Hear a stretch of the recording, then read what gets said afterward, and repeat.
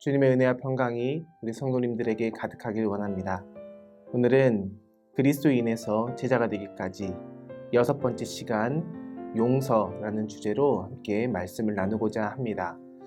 이제 4월이 다 지나가고 5월이 시작되는데 예수 그리스도 안에서 이웃과 함께 삶을 어떻게 살아가야 되는지, 또 가정의 달을 맞이해서 가정 안에서 또 교회 공동체 안에서 어떻게 화합하고 또 용서하는 마음으로 살아가야 하는지, 이것을 가지고 함께 오늘 말씀을 나누고자 하는데요.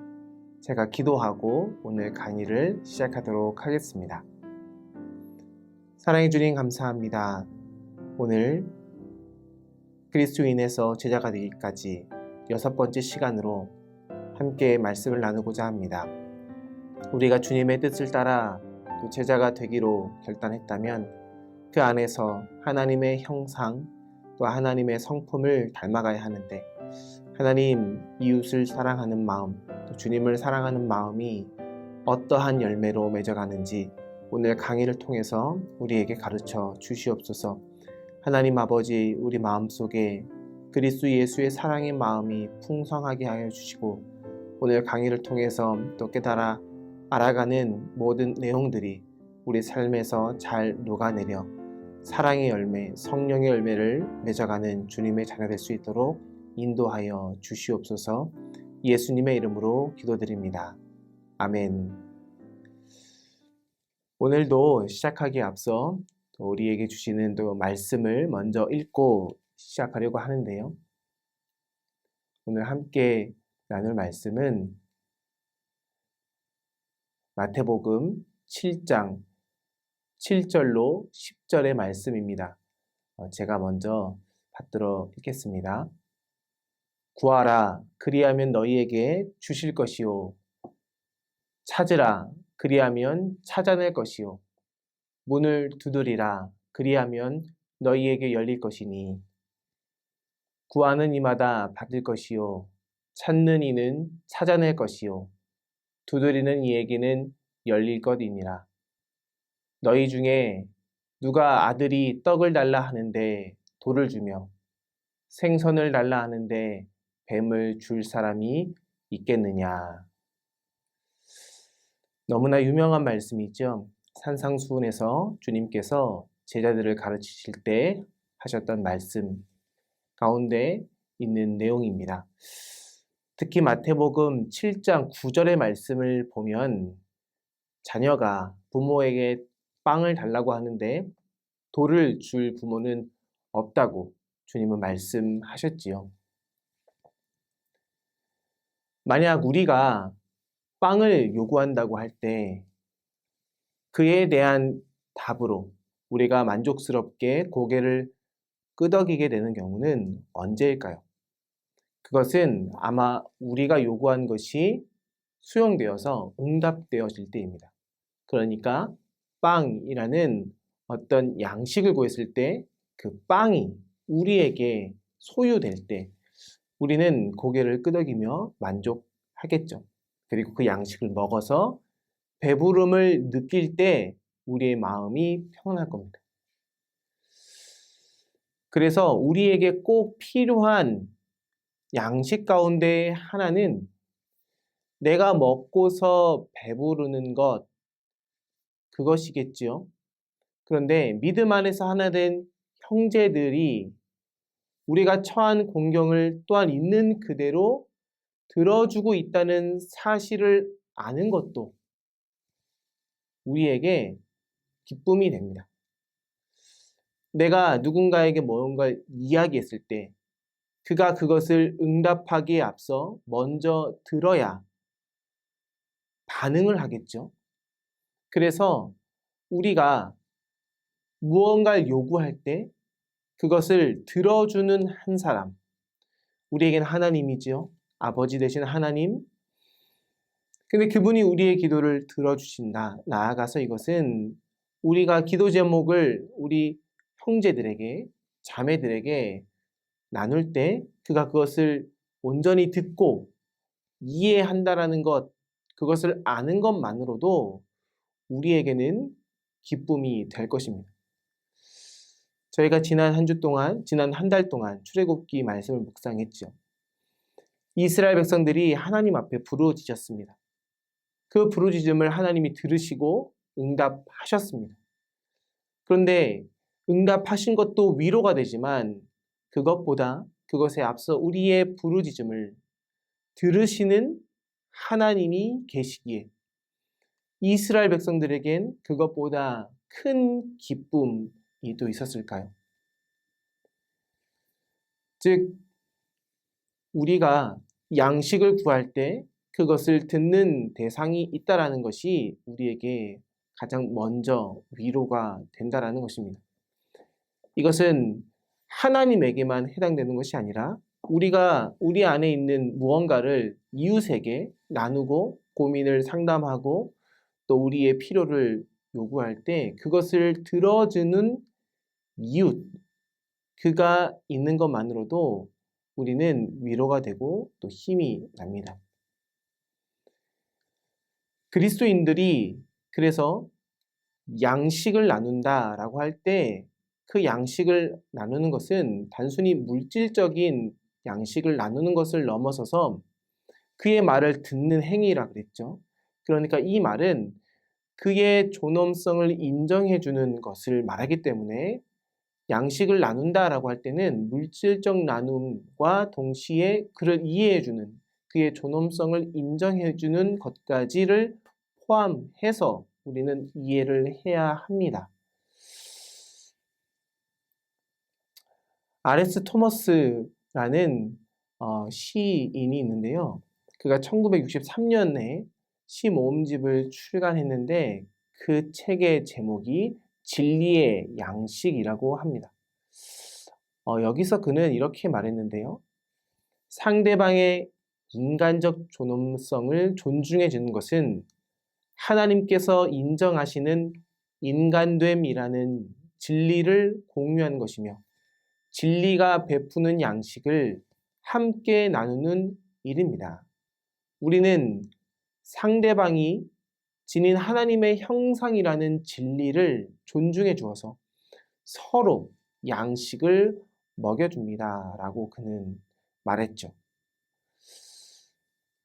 그래서 우리가 양식을 구하고 양식을 나눈다 했을 때 단순히 물질적인 차원을 넘어서서 그것을 받아들이고 들어주고 하는 모든 행위가 우리 이웃의 그 존엄성을 인정해 주는 것도 포함된다는 것을 우리는 기억해야 합니다. 이 모든 사실을 염두에 두고서 마태복음 6장 11절 말씀을 우리가 생각해 볼 필요가 있는데요. 마태복음 6장 11절에 이렇게 나와 있죠. 오늘 우리에게 필요한 양식을 주시옵고. 우리가 하나님 앞에 기도하는 그 방식을 주님이 가르쳐 주셨는데 그 내용 안에 이런 기도문이 있었습니다. 오늘 우리에게 일용할 양식을 주시옵고. 주님은 제자들에게 기도를 할 때에 이 기도를 하라고 권면하셨죠. 그래서 우리가 이 내용으로 기도할 때 어떤 의미를 담고 있어야 하느냐. 우리의 기도가 하나님께서 들어주시는데 하나님이 우리의 양식을 베푸실 때에 우리 안에 있는 그 하나님의 형상, 그 인간성, 그 사람됨, 이것을 동시에 깨닫게 해주신다라는 겁니다. 그러니까 이 기도는 무엇이냐면 하나님께서 우리에게 온전하고 충만한 인간성을 깨닫는 힘을 주시기를 구하는 기도가 된다라는 것이죠. 하나님 제 양식을 주십시오 라고 할 때 단순히 먹을 양식, 육신의 양식을 넘어서서 우리의 영적 양식, 우리 안에 있는 인간성이 회복되어지는 그런 영적인 양식을 달라고 기도하는 내용으로 바뀌게 된다는 것입니다. 왜냐하면 우리의 이 기도를 들으시는 그 하나님이 우리 인간의 존엄성을 인정해 주시고 받아주시기 때문이죠. 또 우리가 하나님 안에서 다른 사람과 맺는 관계를 통해서 우리는 우리 인간성을 지키죠. 그리고 우리의 유한성, 우리의 한계와 우리 현재 삶의 문제들, 이것을 깨달을 뿐만 아니라 나아가서 내가 지금 하나님 안에서 사랑받고 있다라는 확신에 이르게 되게 됩니다. 그래서 이 모든 기도는 하나님께서 우리에게 영적 양식을 주셔서 나의 한계를 깨닫고 그 공경을 벗어날 수 있는 힘을 줄 뿐만 아니라 하나님이 나의 기도에 응답하시며 물질적, 영적 양식을 주시는 가운데 지금 내가 하나님께 사랑을 받고 있다라는 확신에 이르게 된다는 것이죠. 그래서 이 기도는 먼저는 지금 내가 처한 그 삶의 문제들, 공경들, 이것을 분명하게 바라보게 합니다. 이 기도를 하는 순간 나에게 없는 양식이 무엇인지를 우리가 인지하게 되기 때문에 이 없는 양식, 쉽게 말하면 결핍이죠. 부족한 것, 나아가서 내 삶의 문제들, 이것을 직면할 수 있게 되고, 그래서 우리가 이것을 가지고 주님 앞에 기도할 때 우리는 보다 실질적으로 하나님 앞에 기도를 하는데요. 양식을 공급받아야 하는 우리의 처지를 잊지 말게 해달라는 의미로 기도할 수 있게 된다는 거죠. 그리고 우리가 살고 또 번성하는 데 필요한 것들, 이것들은 나의 힘만으로는 충족할 수 없음을 또한 잊지 말게 하소서라고 구하는 내용이 됩니다. 그러니까 필요한 양식을 주시옵고라고 말하는 것은 내 삶의 현실을 직면하면서 내가 어떠한 결핍이 있는지를 보고 그리고 나의 처지를 바라보면서 이것을 잊지 않고 이 안에서 내가 스스로 벗어날 수 없으니 하나님의 힘과 능력으로 나를 구원하소서라고 기도하는 것이라는 것입니다. 그와 동시에 좀 더 나아가서는 우리가 양식을 못 먹으면 어떻게 되죠? 결국 우리는 결핍 가운데 죽게 됩니다.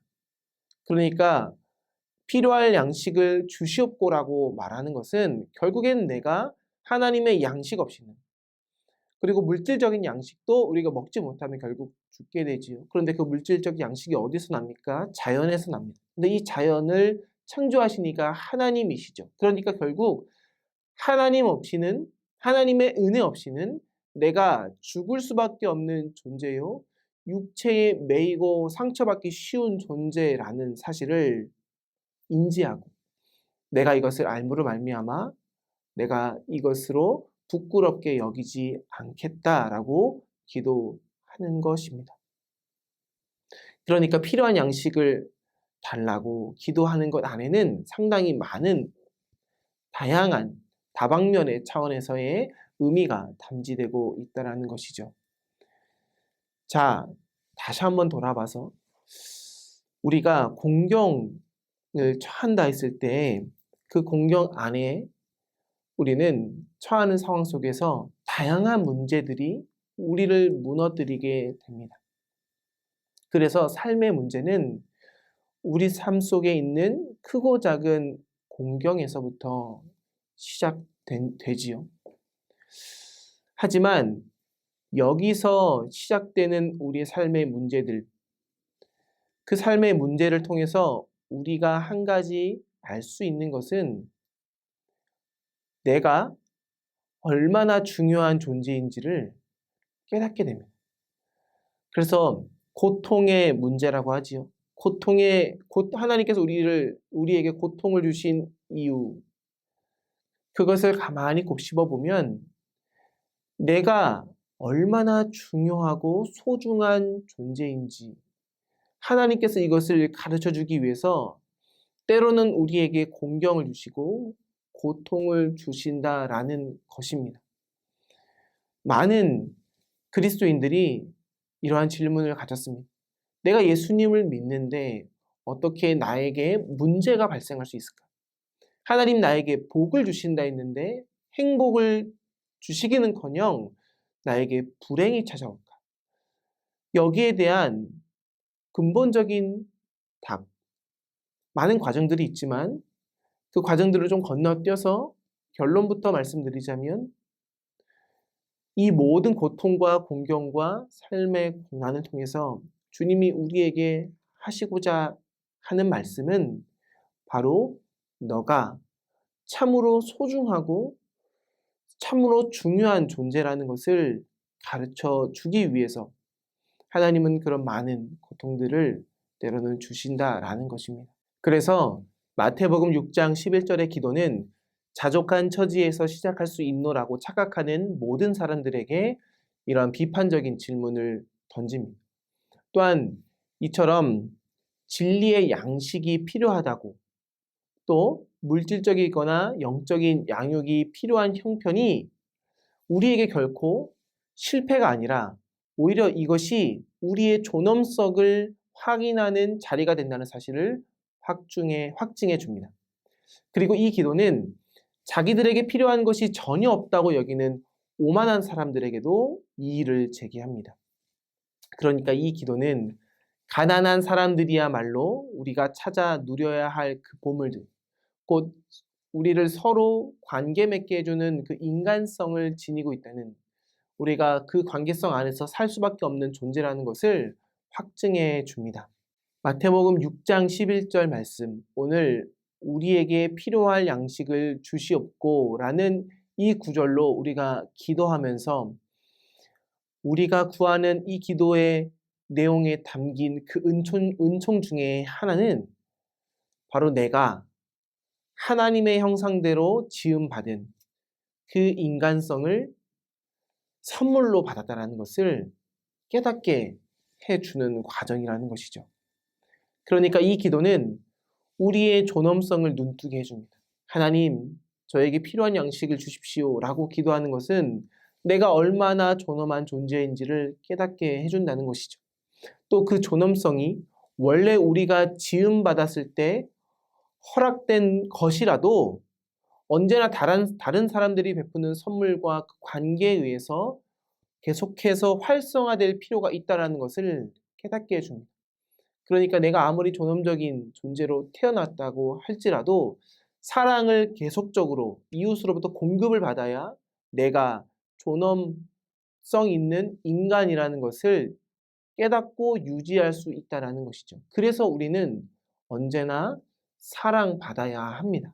반대로 말해서 지금 내가 우리 부모에게 또 이웃에게 사랑을 받고 있다면 그거야말로 하나님께서 이미 필요한 양식을 공급해 주고 있다는 것을 반증해 준다는 것이죠. 그래서 우리는 이 기도를 해야 합니다. 하나님, 저에게 필요한 양식을 주십시오라고 기도해야 합니다. 우리가 이웃에게 빚지고 있는 선물이 무엇인지 잊지 않기 위해서 또한 우리는 이 기도를 드려야 하는데요. 하나님, 저에게 필요한 양식을 주십시오라고 하는 것은 나 혼자 살 수 없는 존재라는 것을 계속해서 깨닫게 해 주십시오라고 기도한다라는 것이죠. 우리의 인간됨이 우리 이웃의 인간성에 의존하기 때문에, 그리고 우리 이웃도 나의 인간성에 의존하기 때문에 우리는 이 기도를 드림으로 우리에게 필요한 양식을 우리가 얻을 뿐만 아니라 그들에게 필요한 그 양식도 우리가 나눌 수 있다는 것을 기억하면서 이 기도가 우리에게 참으로 필요하다는 것을 우리는 기억해야 합니다. 주님의 기도에 대한 많은 논평들을 학자들이 했는데요. 그 많은 사람들 중에서 특히 니사의 그레고리우스라는 사람을 우리가 기억할 필요가 있습니다. 그는 이렇게 말했는데, 일용할 양식을 위해 기도하면서도 다른 한편으로는 양식을 손에 넣고자 다른 사람을 희생시키는 태도의 부조리함을 알아야 된다고 언급했습니다. 무슨 말인가요? 하나님, 저에게 양식을 주십시오라고 기도할 때 우리가 나만 그 양식을 얻겠다라고 생각하면 안 된다는 것입니다. 그 양식을 위해서 나 또한 누군가를 위해서 희생하고 헌신해야겠다라는 태도를 가져야 되는데 대부분 사람들은 그렇게 하지 못한다는 거죠. 나만 필요한 양식을 얻어야 돼 라고 생각하면서 사람들이 살아간다는 것입니다. 그래서 그는 이러한 태도의 부조리성을 지적하면서 내 존엄성을 사랑으로 받아들이기보다는 우리가 존엄성을 방어하려는 욕심이 우리 안에서 훨씬 더 많이 생긴다라는 것입니다. 그러니까 여기서부터 우리는 이기심이라는 것, 그리고 욕심이라는 것, 그것이 우리의 존엄성을 방어하기보다는 파괴시키고 그들의 존엄성도 파괴시킬 수 있다라고 말하는 것이죠. 그래서 우리가 우리의 일용할 양식을 위해 기도한다라는 것은 우리의 연약함을 인정한다라는 것입니다. 그리고 그 연약함을 인정하면서 동시에 팔을 활짝 벌려서 하나님과 다른 사람에게 다가서는 방법을 배우기를 기도하는 것이 필요하다라고 그는 말하죠. 그래서 진실하게 이 기도문으로 기도하기 위해서 우리가 고려해야 될 것이 있습니다. 그것은 우리가 팔을 벌리려고 할 때 오히려 우리 자신을 방어하고자 하는 그 방어 기제들, 이것이 무엇인지 우리는 살펴봐야 한다는 것이죠. 내가 팔을 벌리고자 할 때 나를 움츠리게 만드는 나의 무의식 속에 있는 방어 기제가 무엇인가? 나는 어떨 때 사람들과 거리를 두려고 하는가? 어떨 때 사람들을 시기하고 질투하는가? 어떨 때 상황을 왜곡해서 받아들이는가? 그 방법들을 내가 주목해서 찾아야 된다는 것입니다. 내가 나 자신의 정당성을 때로는 주장하기 위해서 이런 방어 기제를 쓰고 있지는 않은지, 때로는 나의 의로움, 이것에 매달리고자 내가 사람들을 구별하고 나와 그들 사이에 선을 긋고 있지는 않은지를 생각해 봐야 된다는 것입니다. 그럼 어떻게 이것을 우리가 알 수 있을까? 이에 대해서 예수님께서는 그 바로 이어지는 기도를 통해서 그 답을 주시죠. 오늘 주제가 바로 그 내용입니다.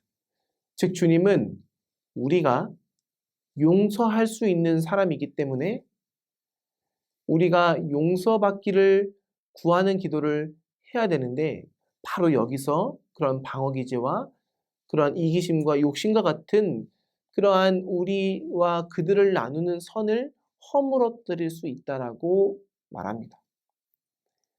그래서요, 용서를 구하는 사람, 그리고 용서를 받는 사람, 이것에 대해서 우리가 한번 살펴볼 필요가 있는데요.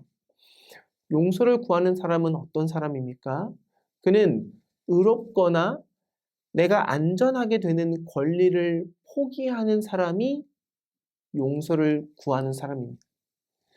그는 자기 자신이 치유받을 필요가 있다는 것을 인지하고 인정하죠.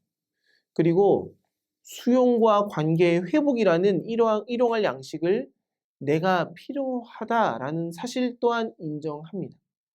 그러니까 내가 문제 있는 사람이고, 내가 틀릴 수 있는 사람이고, 내가 병든 자고, 내가 그들과 관계의 회복을 위해서 일용할 양식이 참으로 필요하다라는 것을 바르게 이해하고 있다라는 사람, 바르게 이해하고 있는 사람이 바로 용서를 구하는 사람이라는 것이죠. 그러면 용서를 구하는 사람만 이런 권리를 포기하는 사람일까요? 아니죠. 용서를 베푸는 사람, 용서를 하는 사람 또한 억울한 희생자라는 그 처지를 앞세워서 그가 확보한 그 안전을 포기하는 사람이라는 것입니다. 내가 용서를 한다라고 했을 때 억울하죠. 내가 희생을 당했기 때문에, 내가 피해자이기 때문에, 억울하기 때문에 그것을 가지고 상대를 짓밟을 수 있죠. 무시할 수 있죠. 그것으로 나의 안전을 위해서 거리를 둘 수 있죠. 그런데 용서를 베푸는 순간 그것을 포기하는 겁니다. 그래서 용서를 구하는 사람과 용서를 베푸는 사람 둘 다에게는 권리 포기가 동반됩니다. 용서를 베푸는 사람도 고통이 따른다는 것을 알면서도 다시금 관계를 맺는 모험을 하려고 결심하기 때문이죠. 그래서 용서를 하는 사람, 그리고 용서를 받는 사람, 이 모든 사람 다 그들의 안전지대 밖으로 그들 스스로를 밀어내는 결단을 하는 겁니다. 그들은 자기 안에 있는 그 인간성, 하나님이 주신 그 형상, 그것을 어떻게 하면 내가 누릴 수 있을까? 하나님이 주신 나에게 그 선물을 내가 뜯어서 사용할 수 있을까라고 묻기 시작하는 사람들입니다. 그래서 용서는 우리가 서로 다른 사람의 인간성을 키워주는 가장 근원적인 방법 가운데 하나입니다. 사람들이 모욕을 당하고 해를 입을 때 통상적으로 대응하는 방식은 뒤로 물러나서 자신의 둘레의 벽을 견고하게 쌓는 것이죠. 물론 이런 행동은 자신의 인간성을 선물로 인정하는 것은 아닐 겁니다. 자신의 인간성을 내 소유로 주장하는 행동일 겁니다.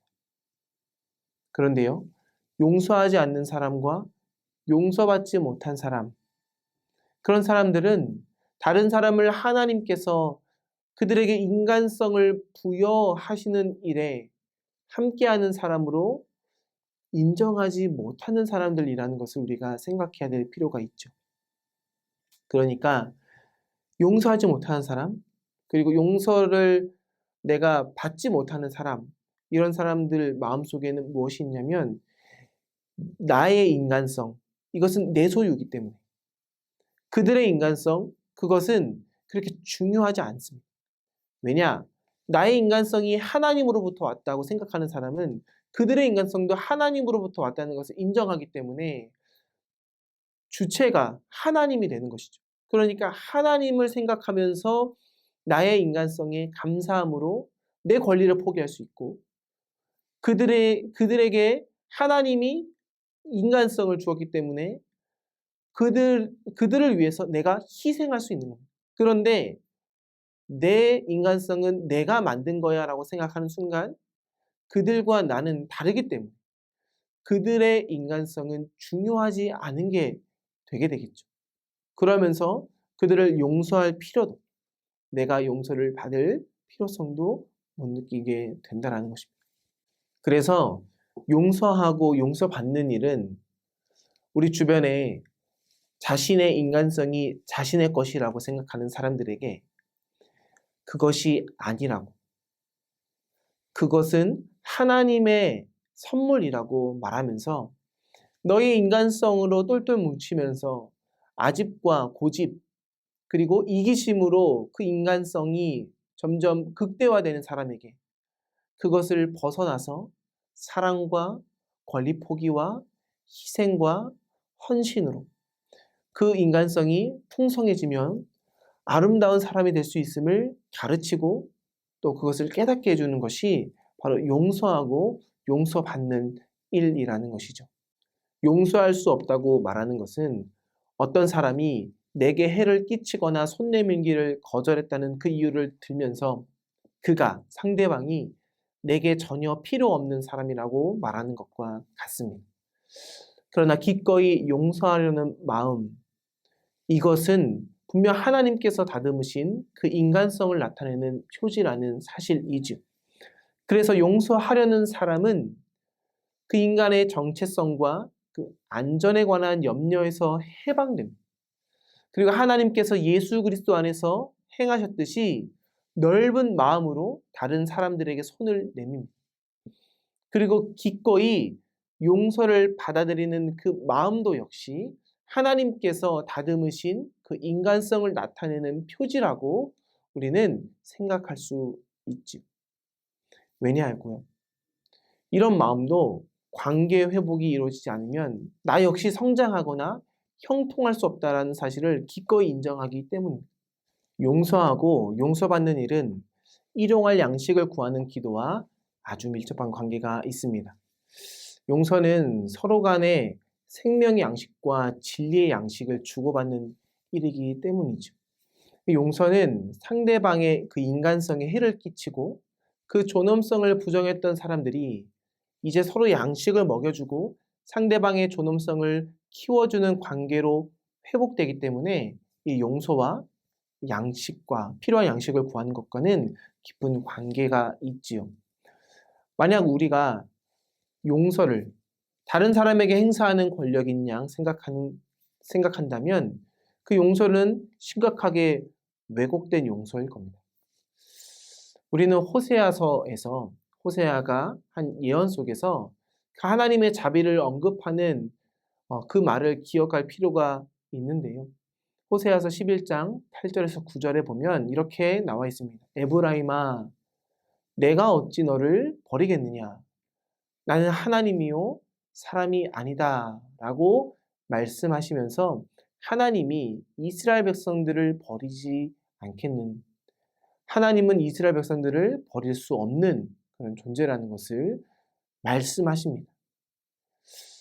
그래서 용서의 시작, 우리가 누군가를 용서한다라고 했을 때 그 용서는 나의 권력을 행사하는 것으로 생각하면 안 됩니다.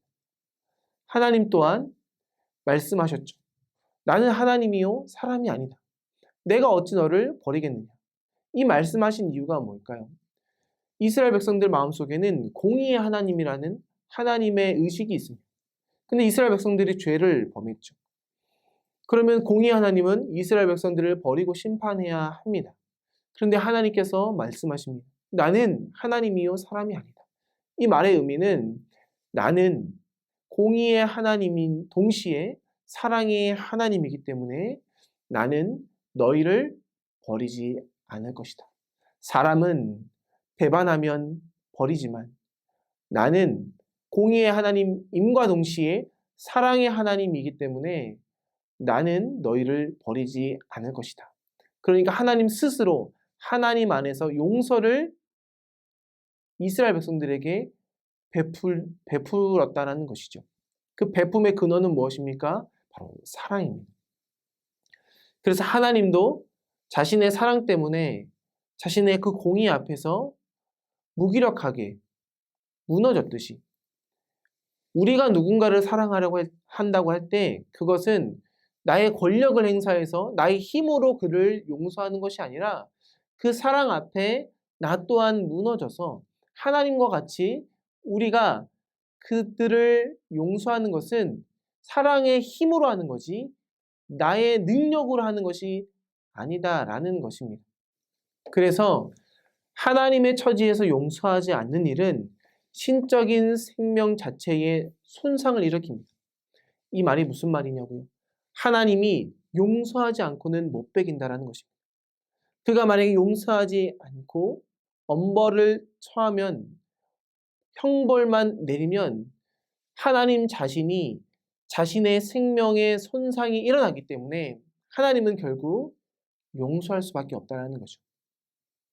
그러니 하나님께서 용서하는 그 행위를 우리에게 베푼다라는 것은 당신의 권능으로 우리를 통치하는 것이 아니라 하나님은 사랑의 본성에 속하는 무력함 가운데 우리를 용서한다는 것이죠. 무력이 아닙니다. 무력함입니다. 하나님의 그 용서는 바로 사랑으로부터 시작되기 때문에 그리고 그 사랑은 하나님 그 자체이기 때문에 하나님은 우리에게 용서를 베풀 수밖에 없다라는 겁니다. 그리스도 안에서 뿌리내린 제자들은 바로 그런 사랑의 무력함을 함께 나눴습니다. 그리고 그 뿌리가 깊어지면 깊어질수록 용서하지 않을 가능성도 점점 줄어들었다는 것이죠. 그와 동시에 용서받는 일 역시 무기력함의 한 유형이라는 것을 우리는 알아야 됩니다. 즉 다시 말해서 용서의 말 없이 나는 살 수 없다는 거죠. 또 내가 해친 사람의 치유 없이도 나 자신이 되는 내가 내 자신의 그 인간성을 회복하며 살아가는 그 사명도 완수할 수 없다는 사실을 인정하는 겁니다. 그러니까 용서하는 사람이든 용서받는 사람이든 그 모든 사람들은 과거부터 지금까지 우리가 살아온 그 삶의 연속성을 뚝 떼어버리고 혼자 미래를 살아간다? 이것은 말이 안 된다는 거죠.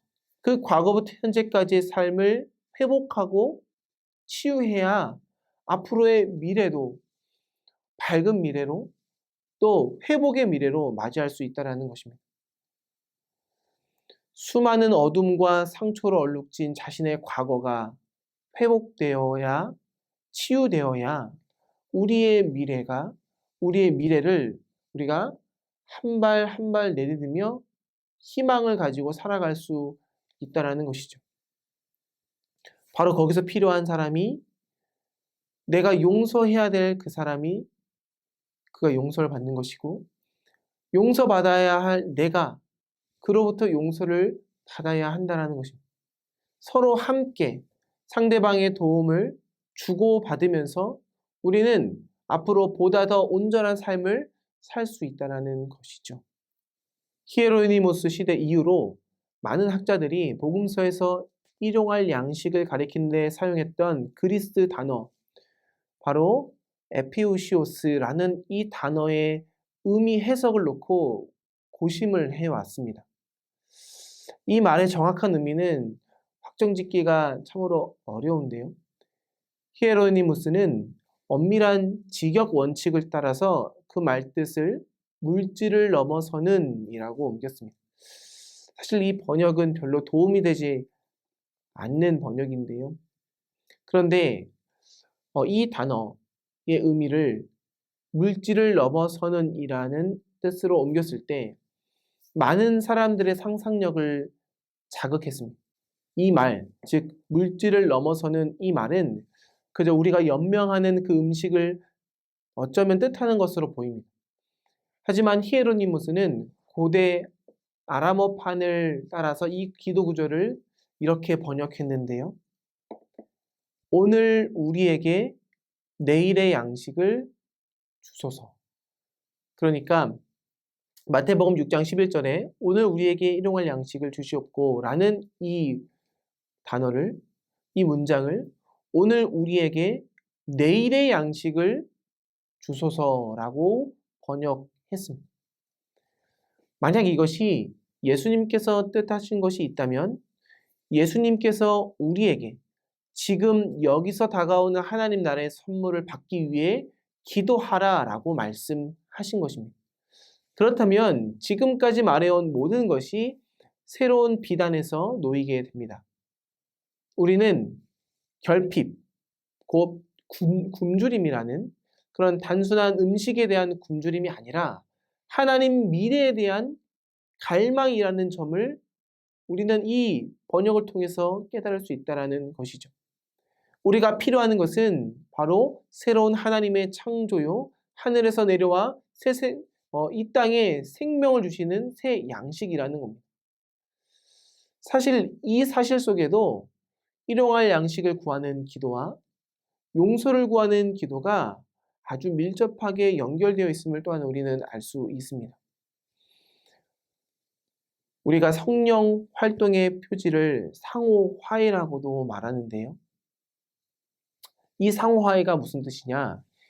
예수 그리스도의 몸을 통해서 열린 그런 급진적이고 새로운 가능성, 이것이 우리 안에서 일어나게 되어 우리가 누군가와 용서할 수밖에 없는 행동을 하게 되는 것. 나는 아닌 것 같은데, 나는 용서하고 싶지 않은데 성령님께서 예수님의 그 몸에 의해서 우리에게 용서하라고 우리를 급진적으로 움직이게 만든다는 것입니다. 그 상호화해가 일어날 때 이것이 바로 성령님께서 역사한 표지다라고 우리는 볼 수 있다는 것이죠. 이 자체는 하나님의 미래가 지금 일어나고 있다는 징표가 됩니다. 그러니까 내일의 양식을 보여주는 큰 사례가 되는 거죠. 좀 더 자세히 말씀드리자면 우리가 지난번 강의 때 성찬을 통해서 깨달은 바와 같이 우리가 서로 필요하다라는 그 사실을 드러내면서 인간의 존엄성을 서로 인정하는 일은 하나님의 미래를 우리 인간의 경험 속에서 미리 맛보는 사건이 됩니다.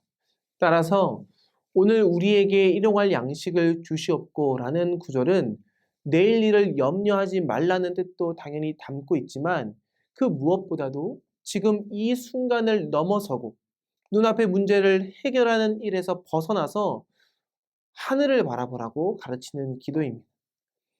나와 이웃이 갈등 가운데 있을 때 거기에 매몰되는 것이 아니라 하늘을 바라봐서 상호 화해를 이루시는 그 하나님이 나의 마음에 감동을 줘서 그들과 그와 내가 서로 화해하는 그 역사가 일어나는 것, 이것을 가르치는 기도가 바로 오늘 우리에게 내일의 양식을 주시옵고 라고 기도하는 그 내용이라는 것이죠. 그러니까 이 기도는 오늘을 우리가 샬롬과 희망 가운데 살기 위해서 꼭 필요한 기도입니다. 사도 바울이 이런 고백을 했죠. 고린도후서 5장 5절입니다.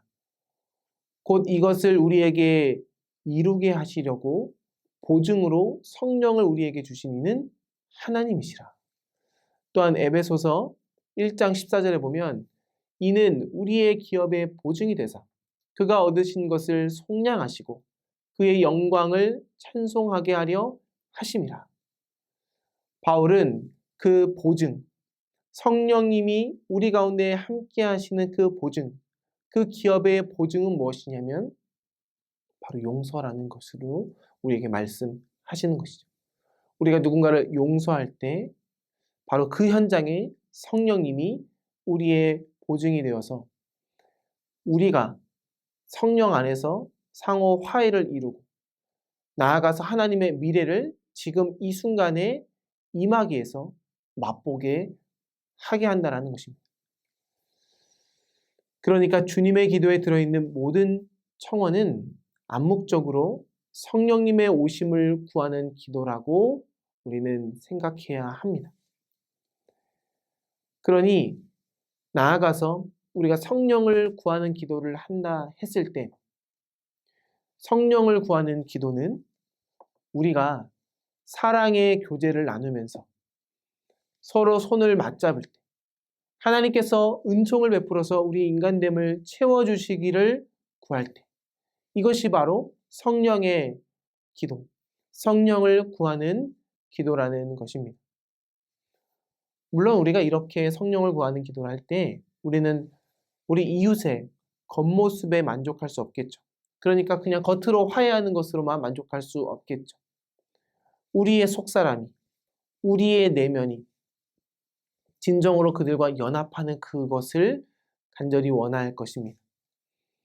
그래서 성령이 임하는 기도, 그로 인해 발생되는 용서, 그 안에서 일어나는 영적 양식을 나누는 그런 교제의 순간들, 이것은 우리 각자가 지니고 있는 견고한 우상들, 즉 우리 스스로 우리 인간성을 소유하고 있다는 그 우상들을 깨트리는 일을 하게 된다는 것입니다. 그런데요, 이렇게 내일의 양식 그리고 용서, 이 주님이 가르쳐 주신 기도를 가만히 묵상하다 보면 이 두 가지의 이 단어가, 이 기도가 결국 향하는 곳은 바로 주님의 만찬인 성찬으로 이어진다는 것입니다. 그래서 우리는 그리스도께서 다시 오시는 날까지 이 성만찬을 통해서 새 시대를 열어가는 그 성령님과 그리스도 예수가 이 세상의 현실을 우리에게 베푸시는 그 온전한 선물로 변화시켜 주길 원한다는 것을 알면서 성만찬을 나누며 기도해야 된다는 것입니다. 또한 온 세상에 주신 그 약속을 주님께서 이루시고 새롭게 하시면서 우리가 살아가는 이 삶의 모든 것들, 우리 안에 있는 그 인간성들, 이것을 선물로 인정하며 받아들이게 되도록 살아가길 원한다는 것입니다. 바로 이것이 성만찬을 통해서 주님이 가르쳐 주신 기도를 통해서 우리에게 이루어진다는 것이죠. 이것이 진정한 의미에서 내일의 양식, 필요한 양식, 영적인 양식이라는 겁니다. 그런데요, 이 내일의 양식은 그저 하늘에서 그냥 떨어지는 물건이 아닙니다. 예수 그리스도의 제자들이 적극적으로 함께 나누는 행위를 통해서 이 양식은 더욱더 풍성해지죠.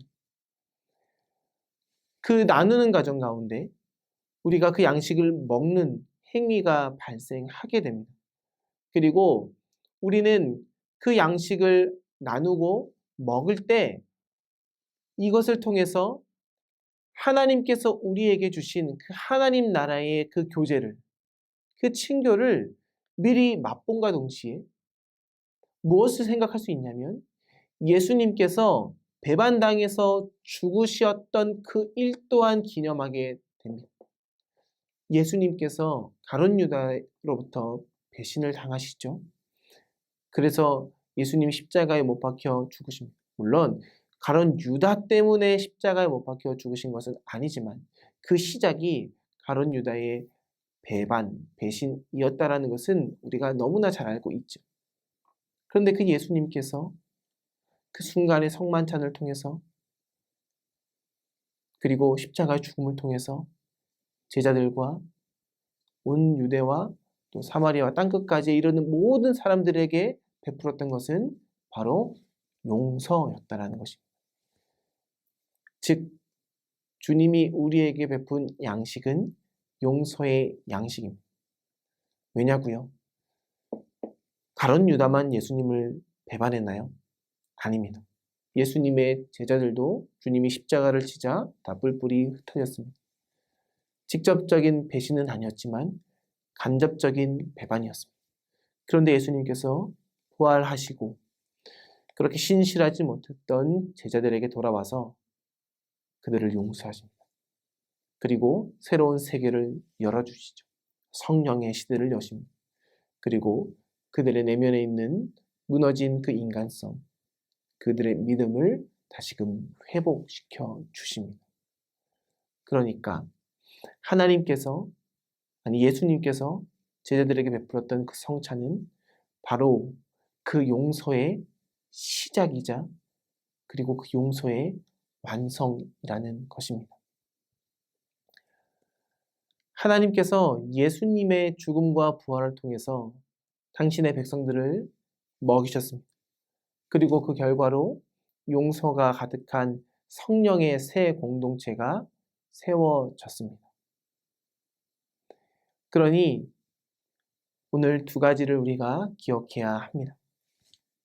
하나는 우리에게 필요한 양식이 있다라는 겁니다. 그리고 이 필요한 양식을 위해서 우리는 기도해야 된다라는 것입니다. 그리고 이것이 무엇과 연결되냐면 바로 용서함과 연결된다라는 것이죠. 필요한 양식을 구한다라는 것은 단순히 물질적인 양식만 구하는 것이 아니요 영적인 양식을 구하는 것이고 이것을 구한다라는 것은 내가 결핍된 존재라는 것을 인정하는 것이요 그리고 나에게 하나님이 허락하신 그 하나님의 형상이 있지만 이 하나님의 형상이 온전히 구현되기 위해서는 오늘 필요한 양식이 우리 요구된다라는 것입니다. 나아가서 이것이 계속적으로 이어지기 위해서는 바로 용서의 그 행위가 필연적으로 우리 요구되는데 그것은 내가 용서를 받는 그 행위와 내가 용서를 나누는 그 행위가 서로에게 늘 필요하다라는 것입니다. 그런데 그 용서의 시작이 누구였느냐? 바로 예수 그리스도였다라는 것이죠. 오늘 우리가 그리스도인에서 제자가 되기까지 그 과정 속에서 필요한 것, 그것은 하나님 저에게 필요한 양식을 주십시오. 그리고 제가 용서하는 사람과 용서받는 사람으로 이 땅 가운데 그 주님의 용서를 맛보면서 살아가게 하옵소서 라고 그 기도하는 행위가 우리 삶에서 풍성하게 일어날 때에 오늘 우리가 참된 제자로서 삶을 살아갈 수 있음을 우리가 기억했으면 좋겠습니다. 오늘 우리가 함께 나눴던 말씀 기억하면서 우리 잠시 기도하고 오늘 강의를 마치고자 하는데요. 우리는 오늘 어떤 양식을 구하는지 한번 생각해 봤으면 좋겠습니다. 필요한 양식을 구할 때 단순히 물질적인 양식만 구하였다면 하나님 저에게 영적 양식이 필요합니다. 내 안에 왜곡된 인간성이 온전히 하나님의 형상으로 완성되어지는 그 과정에서 필요한 영적 양식이 필요합니다. 그리고 이 양식을 함께 나눌 때 용서를 받는 은혜와 용서를 나누는 은혜가 나에게 넘치게 하옵소서. 하나님, 질투와 이기심과 시기로 인해서 내 마음속에 용서의 그 사랑의 충만함이 없다면 하나님, 그 용서가 내 마음속에 성령님께서 역사하는 가운데 자연스럽게 일어나듯이 늘 용서하는 마음으로 살아가는 주님의 참된 제자가 되게 해달라고 이 시간 잠시 묵상하며 기도하고 제가 기도하고 마치겠습니다. 기도하시겠습니다.